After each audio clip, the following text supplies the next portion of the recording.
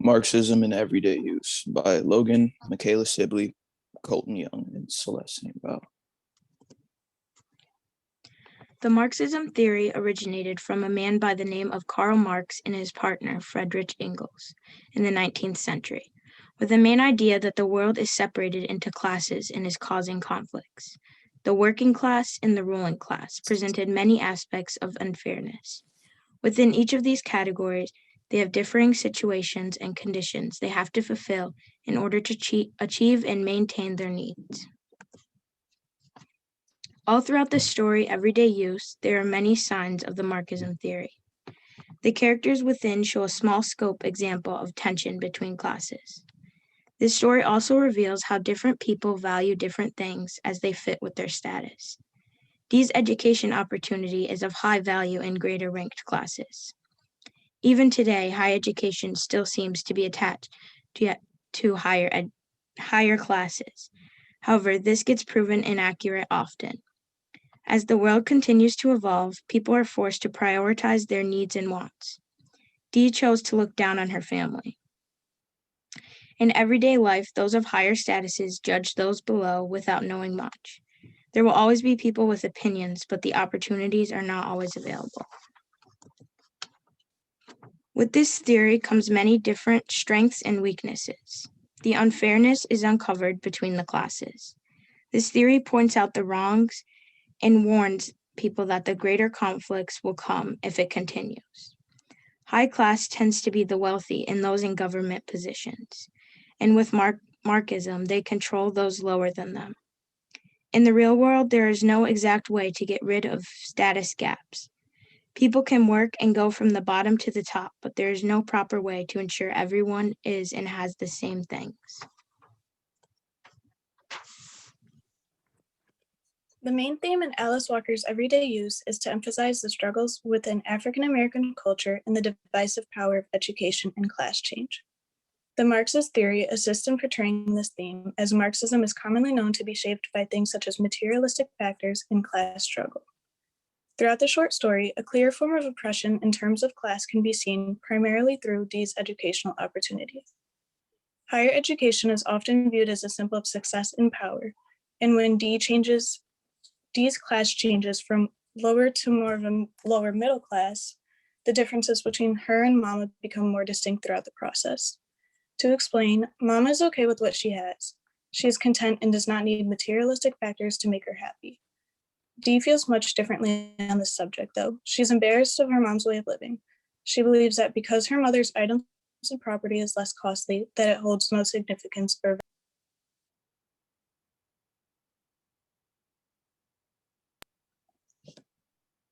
The plot of the story demonstrates the differences between Mama, Maggie, and Dee. In the exposition, Mama waits for Dee to show up. Some background information is exposed about Dee and her family. The information given to the readers about Dee suggests that she is a kid who has gotten everything she's wanted, while Maggie seems to play the role of the underdog. Dee is a kid who has never had to struggle for the things she has, and when the educational opportunity is handed to her, her views on class difference changes her way of thinking. In the rising action, Dee finally shows up and begins to act strange. She takes photos of her mother and sister with the house in the background, announcing her name change, and obsesses over an old butter churn. It is clear that she is being defensive and condescending, which then creates an underlying tension between the family. In the climax, Dee explains that she wants the quilts that Mama has. She is told that they had already been set aside for Maggie, so she begins to throw a fit, making Mama take the quilts from her and give them to Maggie instead, which in turn disrupts the typical dynamic of the family. In the following action, Dee decides to leave after a few nasty words of parting to her family, and Maggie and Mama watches as Dee rides away. In the resolution, Mama and Maggie don't let Dee get to their heads. They still end up having a good time hanging out in their backyard, enjoying themselves.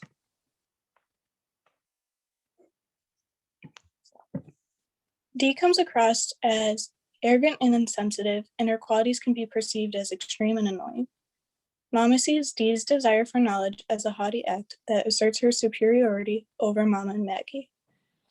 She can be seen as an attention seeker who is very selfish and condescending, telling her family that she'll visit them regardless of what ramshackle center they decide to inhabit.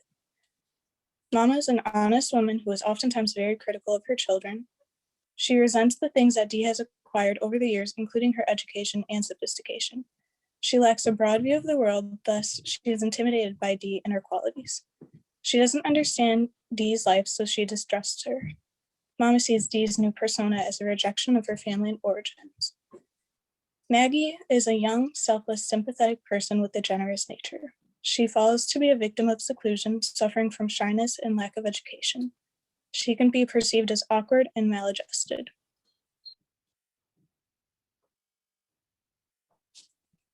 The author uses many symbols throughout the story to convey the family heritage and how their history affects the entire family.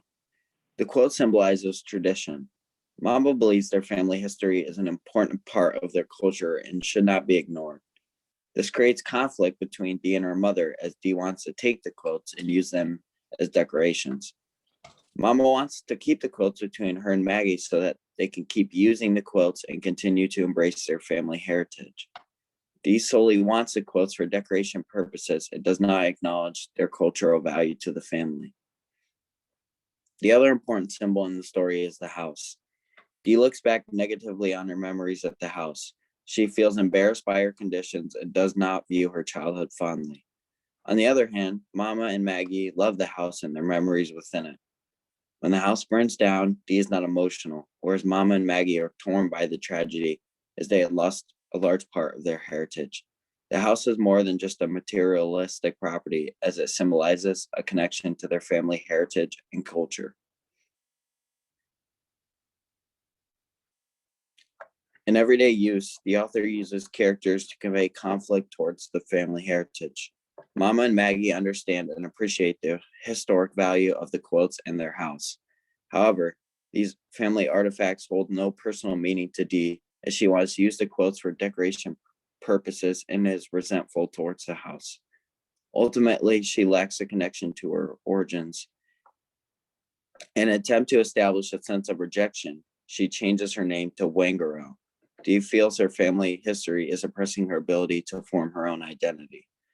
It is important to state her original name, Dee, came from multiple family ancestors and has a strong connection to their family heritage. The conflict between Dee and her mother highlights an overall idea of breaking free from tradition and embracing modernity. Mama worked hard to ensure Dee received the level of higher education. However, when Dee returns, she has a sense of self-importance and forgets her true roots. Dee is only concerned with herself and how she is viewed by others. Mama and Maggie do not have the same education as Dee, and it is made apparent that their difference in education has created a conflict within their family. Dee's educational path pulled her away from her family heritage, causing her to speak differently and even change her name. Mama and Maggie are not educated as Dee, but still have a clear understanding and respect for their family heritage.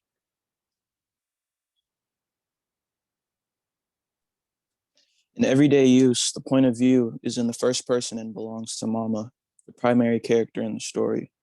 Mama sees the world through a very realistic lens, trying to cope with the changing world around her, as well as taking care of her young daughter, Maggie, who had previously been burned in the house fire. Mama's point of view, opposed to Dee's, perhaps, gives the reader an understanding of how the world may seem to an individual living in poverty, an individual who is fully aware of the disadvantages they face due to attributes they possess. Mama has accepted the disparities her daughter and herself face due to their skin color, and she is very content and rooted in her own culture because of it, because it truly is all that she has to herself.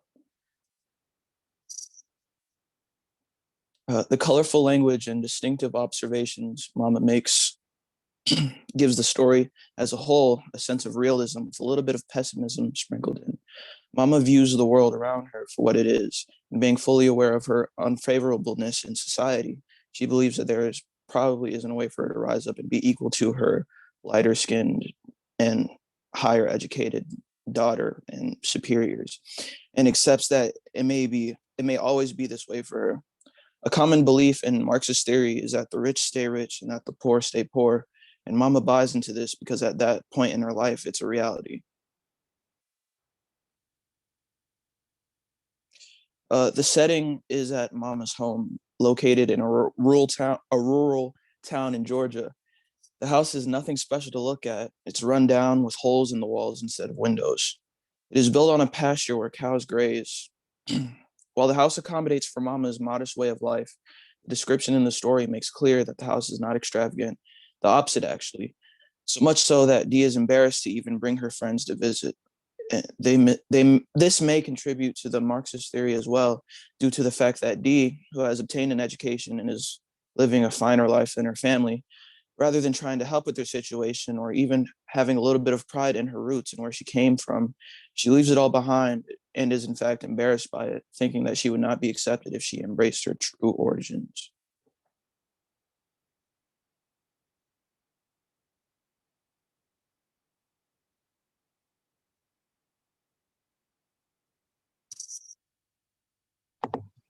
Here's our bibliography, and thank you for watching.